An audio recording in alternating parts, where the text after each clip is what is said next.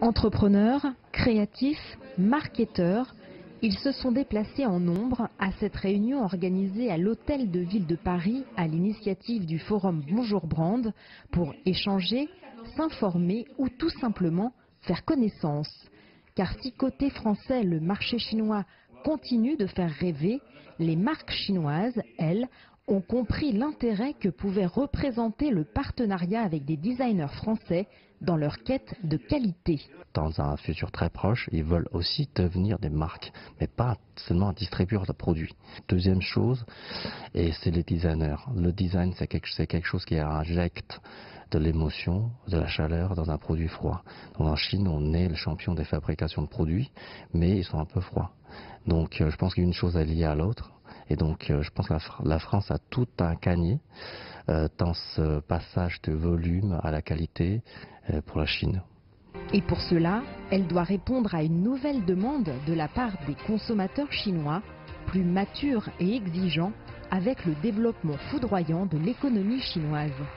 Aujourd'hui, les Chinois, vraiment, ils cherchent des choses très qualitatives. Donc en fait, c'est vraiment ce que les marques françaises peuvent proposer aux Chines. Si le besoin ne fait aucun doute, la difficulté réside souvent dans la mise en relation et dans l'accompagnement nécessaire à ce type de partenariat.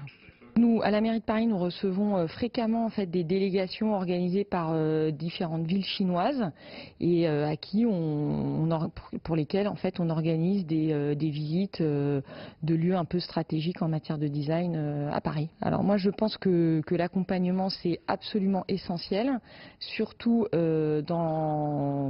pour approcher un marché comme le marché chinois avec lequel on a des écarts culturels à la fois, je dirais, vraiment personnels, mais aussi dans la façon de faire le business. Et donc, c'est absolument essentiel aujourd'hui d'être accompagné. Une formule qui fonctionne, comme dans le cas de cette créatrice de bijoux contemporains, accompagnée par Bonjour Brand, qui se réjouit d'un partenariat fructueux avec un des leaders mondiaux de la bijouterie joaillerie, le hongkongais Chow Tai Fook.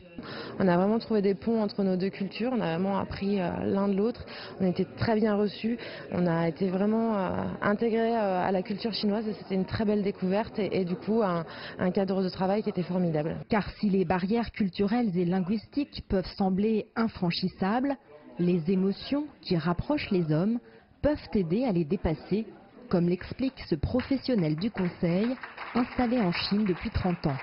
Quand on veut faire quelque chose avec les Chinois, il faut donner de soi-même, il faut se livrer. Mais il y a une stratégie, c'est aussi le pays de Sun Tzu. Il y a une stratégie dans la communication. Quand on se livre, on ne se livre pas tout d'un coup, on se découvre. Et pour cela, il faut de la patience, il faut du temps et il faut aimer. Alors, l'art et la culture comme clé du succès en affaires, en tout cas, cela y contribue.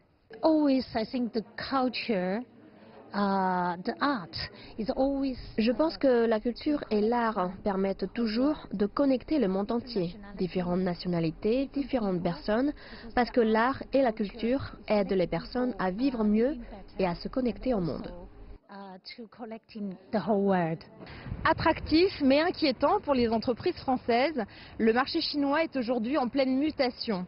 De nouvelles données sont donc à prendre en compte, ajoutant encore un degré de complexité. Une bonne compréhension mutuelle est donc plus que jamais nécessaire pour de belles aventures entrepreneuriales et humaines. Jade Charles, CGTN, Paris.